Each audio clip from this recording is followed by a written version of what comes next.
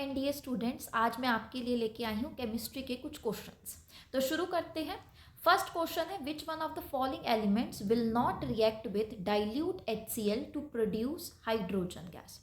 यहाँ पे हमारे पास दिया हुआ है Hg, Al, Mg and Fe। ठीक है, तो अब यहाँ पे Hg का क्या मतलब होता है? Hg का मतलब है मरकरी।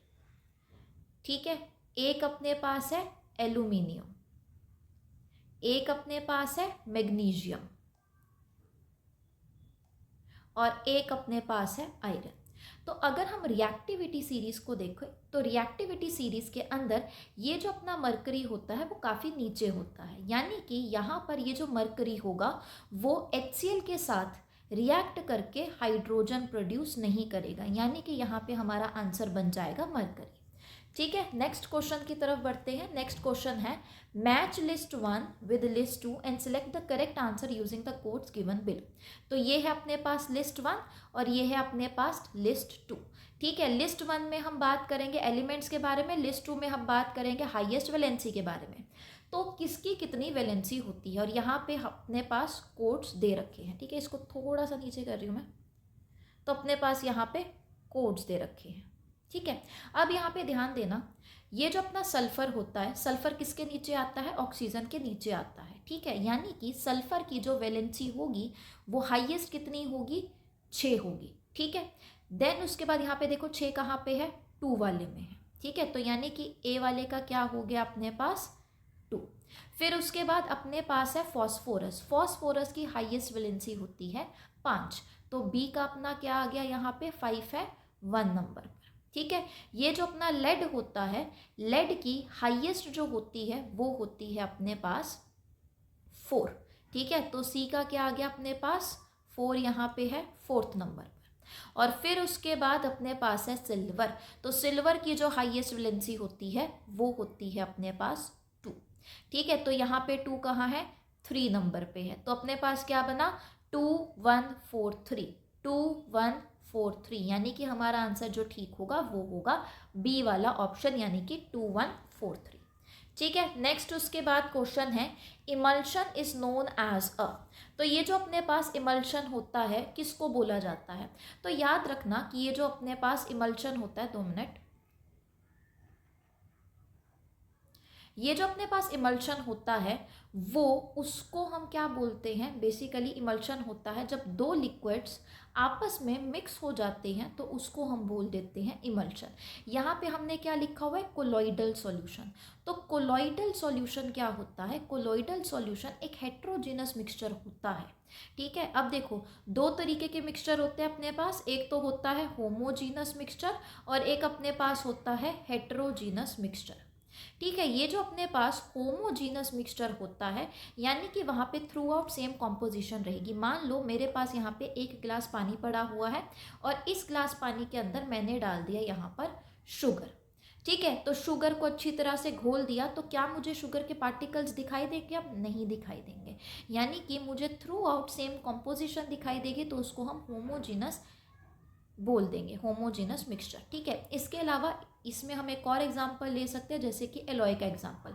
एलॉय जैसे कि हम ले सकते हैं स्टेनलेस स्टील। तो ये जो अपने पास स्टेनलेस स्टील प्रेजेंट होती है, इसके अंदर बहुत सारे एलिमेंट्स आपस में कंबाइन होते हैं। यहाँ पर कार्बन भी देखने को मिलेगा, आयरन भी देखने को मिलेगा, कोबाल्ट भी देखने को मिलेगा, निकल भी देखने को मिलेगा। ठीक है, लेकिन क्या जब हम स्टेनलेस स्टील देखते हैं तो वहाँ पे क्या हमें अलग अलग चीज़ें देखने को मिलती है कि हमें आयरन अलग दिख रहा हो, कार्बन अलग दिख रहा हो? नहीं, ऐसा हमें देखने को नहीं मिलता है। ठीक है, हमें थ्रू आउट सेम कॉम्पोजिशन देखने को मिलती है। तो ऐसे जो मिक्सचर होते हैं उनको हम बोल देते हैं होमोजीनस मिक्सचर। जब हम बात करते हैं हेट्रोजीनस मिक्सचर के बारे में, तो यहाँ पे हमें थ्रू आउट सेम कॉम्पोजिशन देखने को नहीं मिलती है। तो इमल्शन किसको बोला जाता है? इमल्शन कोलॉइडल सॉल्यूशन होता है 2 लिक्विड्स का, यानी कि यहाँ पे अपना आंसर आ जाएगा डी वाला ऑप्शन। ठीक है, नेक्स्ट क्वेश्चन है हमारे पास, which one of the following gases gives acidic solution on dissolving in water. कौन सी इनमें से ऐसी गैस है जो जब पानी के साथ मिक्स करेंगे तो फिर वो एसिडिक सॉल्यूशन देगा? तो इन सब में से ये जो अपने पास कार्बन डाइऑक्साइड होती है, जब ये पानी के साथ रिएक्ट करेगी तो हमें देती है कार्बोनिक एसिड। कार्बोनिक एसिड क्या होगा? H2CO3। ठीक है, इसको हम क्या बोलते हैं, कार्बोनिक एसिड बोलते हैं। जैसे कि जब हम कोक वगैरह या फिर कोई पेप्सी वगैरह पीते हैं तो उसमें हम बोलते हैं ना कि एसिड है, एसिड है। तो बेसिकली कौन सा एसिड प्रेजेंट होता है यहाँ पे, कार्बोनिक एसिड प्रेजेंट होता है, क्योंकि वहाँ पर जो भी पेप्सी या कोक हम पीते हैं उसके अंदर कार्बन डाइऑक्साइड डिजोल्व की जाती है हाई प्रेशर पर। ठीक है, तो यानी कि ऐसी कौन सी गैस है जो एसिडिक सॉल्यूशन देगी, कार्बन डाइऑक्साइड देगी। नेक्स्ट क्वेश्चन है हमारे पास, ग्लास इज अ। तो एक चीज यहाँ पे याद रखना कि जो अपना ग्लास होता है वो सॉलिड नहीं होता है। ठीक है, अब सॉलिड नहीं है तो क्या वो लिक्विड होता है, तो वो पूरा लिक्विड भी नहीं होता है। इसको हम क्या बोल देते हैं, इसको हम बोलते हैं सूडो सॉलिड। ठीक है, या फिर हम इसको बोल देते हैं सुपर कूल्ड लिक्विड। अब देखो होता क्या है कि अगर तुम पुराने ग्लास वगैरह को देखोगे, पुरानी बिल्डिंग्स में अगर पुराने ग्लास वगैरह को देखोगे तो तुम्हें क्या देखने को मिलेगा कि नीचे वाली साइड जो होगी ग्लास की वो थोड़ी सी मोटी हो जाएगी और ऊपर वाली जो साइड होगी वो थोड़ी सी पतली होगी। ऐसा क्यों हुआ होगा, क्योंकि ये थोड़ी फ्लूइड वाली प्रॉपर्टी शो करते हैं। तो अगर ये ग्लास कुछ इस तरीके से था तो धीरे धीरे करके ये नीचे की तरफ आ रहे हैं क्योंकि ग्रेविटी इसके ऊपर लग रही है। ठीक है, तो धीरे धीरे करके नीचे आ रहे हैं। अब ये जो अपने पास सॉलिड होते हैं इनके अंदर फ्लूइडिटी वाली प्रॉपर्टी नहीं होती है। ये फ्लूइड वाली प्रॉपर्टी हमें कहाँ पे देखने को मिलती है, या तो गैसेस में या तो हमें देखने को मिलती है लिक्विड में। ठीक है, तो इसलिए हम इसको क्या बोलते हैं, सूडो सॉलिड। सूडो का क्या मतलब होता है, फॉल्स सॉलिड। या फिर हम इसको क्या बोले, अगर लिक्विड बोल रहे हैं तो सुपर कूल्ड लिक्विड बोल रहे हैं। ठीक है, तो क्या ये लिक्विड होता है, नहीं। क्या ये कोलॉइड होता है, नहीं। क्या ये क्रिस्टलाइन सॉलिड होता है, नहीं। ये एक नॉन क्रिस्टलाइन एमॉर्फस सॉलिड होता है। एमॉर्फस का मतलब जिसकी कोई शेप ना हो। ठीक है, तो ये क्या हो गया अपने पास, नॉन क्रिस्टलाइन एमॉर्फस सॉलिड। ठीक है, नेक्स्ट क्वेश्चन करेंगे, temporary hardness in water is due to which one of the following of calcium and magnesium. अब देखो यहाँ पे हम क्या बात करते हैं, जब भी हम बात करते हैं पानी के बारे में तो पानी दो तरीके का होता है। एक तो होता है सॉफ्ट वाटर और एक होता है हार्ड वाटर।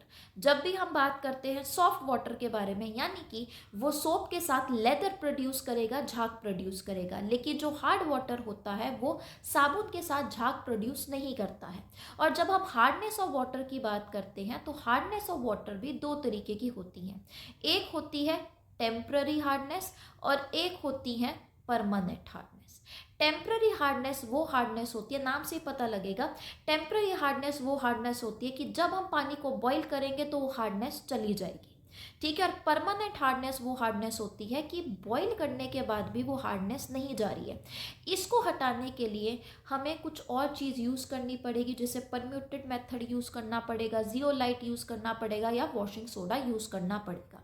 तो यहाँ पे हमसे पूछा है कि ये जो टेम्पररी हार्डनेस होती है वो किसकी वजह से होती है, तो याद रखना वो होती है हाइड्रोजन कार्बोनेट्स।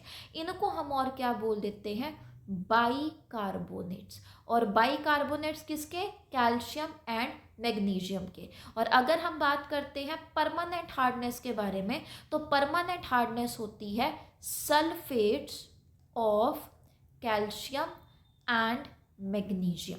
ठीक है, तो यहाँ पे जो टेम्पररी हार्डनेस है वो होती है बाइकार्बोनेट्स या फिर हाइड्रोजन कार्बोनेट्स। इसको हम HCO3 करके लिखते हैं। ठीक है, इसलिए हम इसको हाइड्रोजन कार्बोनेट बोलते हैं, बाइकार्बोनेट। तो hydrogen carbonate of calcium and magnesium की वजह से होती है। नेक्स्ट क्वेश्चन है अपने पास, molecules of which of the following has cage like structure, diamond, graphite, fullerene. तो देखो जब भी हम डायमंड के बारे में बात करते हैं ना तो हम यहाँ पे क्या बोलते हैं कि एक जो कार्बन होता है वो 4 कार्बन के साथ जुड़ा हुआ होता है और यहाँ पे हमें एक 3D स्ट्रक्चर देखने को मिलता है। ठीक है, तो एक रिजिड 3D स्ट्रक्चर हमें देखने को मिलता है डायमंड के केस में, तो केज लाइक स्ट्रक्चर नहीं होता है। जब हम ग्रेफाइट के बारे में बात करते हैं तो हम बोलते हैं कि एक कार्बन जो होता है वो 3 कार्बन के साथ बाइंड करके रखता है। ठीक है, और यहाँ पे नीचे वैसे तो यहाँ पे हाइड्रोजन कोवलेंट बॉन्डिंग हमें देखने को मिलती है, बाकी यहाँ पे अलग अलग जो लेयर्स हमें देखने को मिलती हैं ग्रेफाइट में, तो यहाँ पे होती हैं वीक वेंडरवॉल फोर्सेस। ठीक है, तो यहाँ पे भी केज लाइक स्ट्रक्चर हमें देखने को नहीं मिलता है।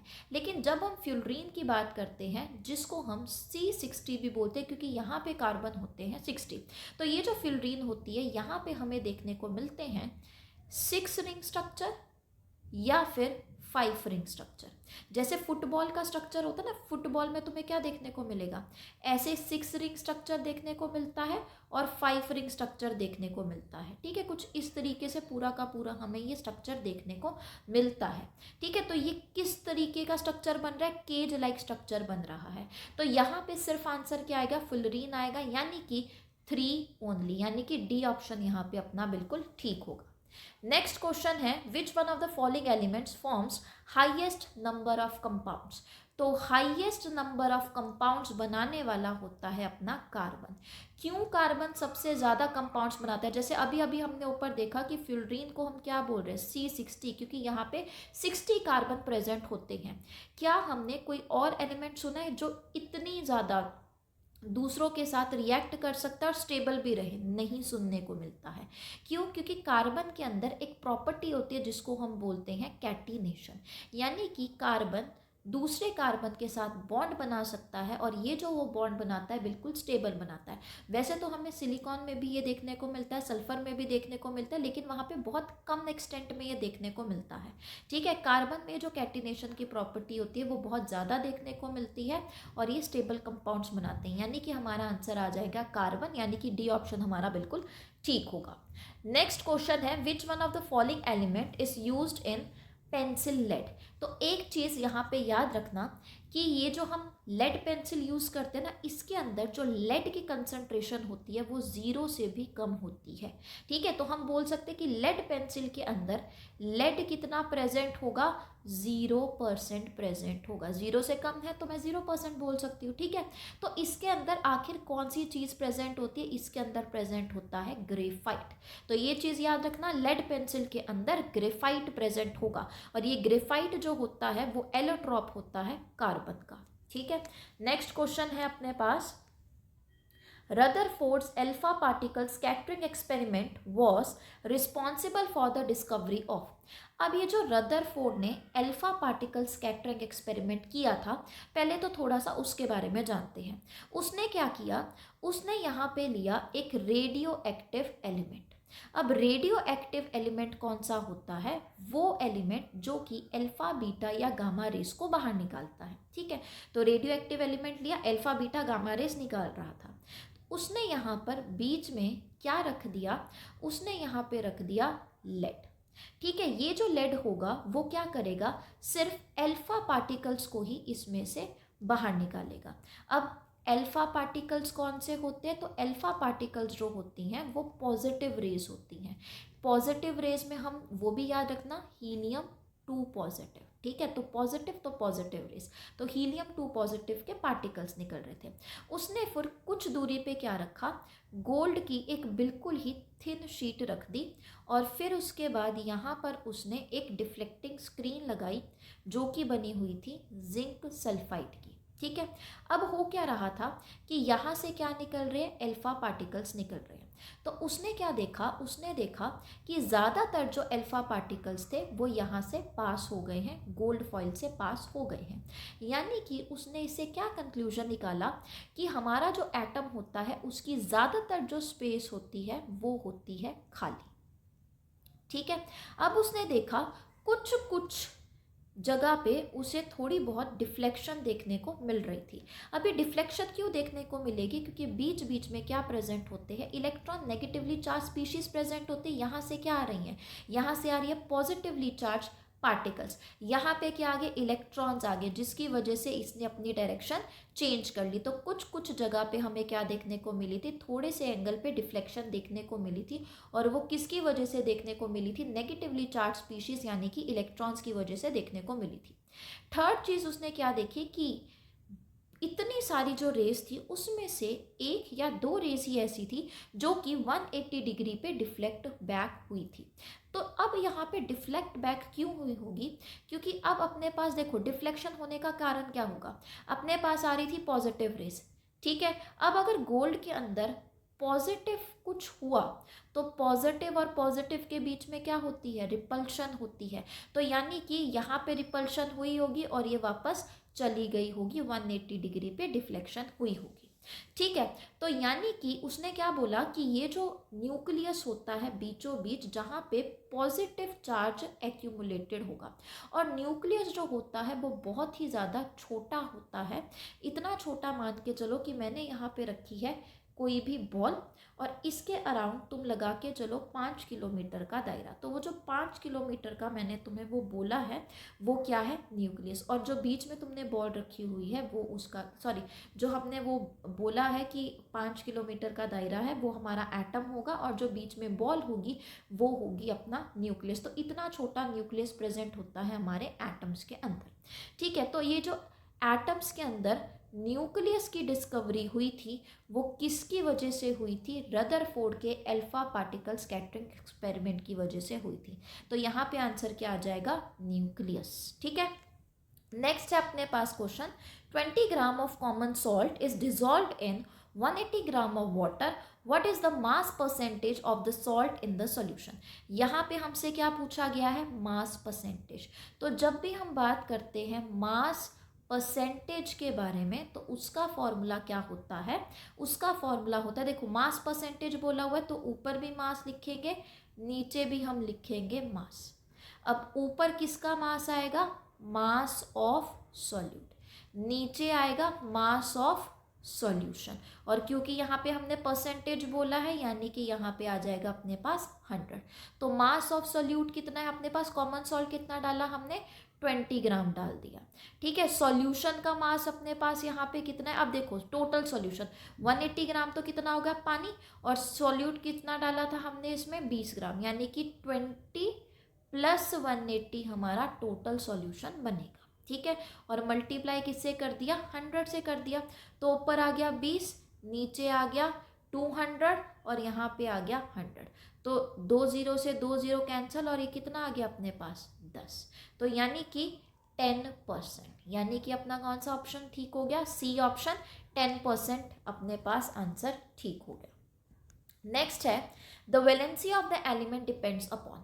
अब देखो वैलेंसी किसके ऊपर डिपेंड करती है कि आउटर मोस्ट शेल में कितने इलेक्ट्रॉन प्रेजेंट होंगे। तो क्या ये total number of protons in an atom के ऊपर डिपेंडेड होंगी, नहीं।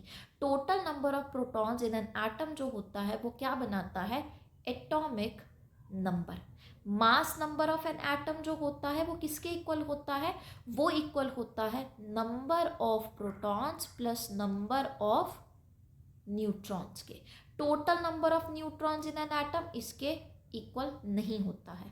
तो अपना जो डी ऑप्शन है, total number of electrons in the outermost shell of an atom, अपना ठीक आंसर होगा, यानी कि डी ऑप्शन ठीक होगा।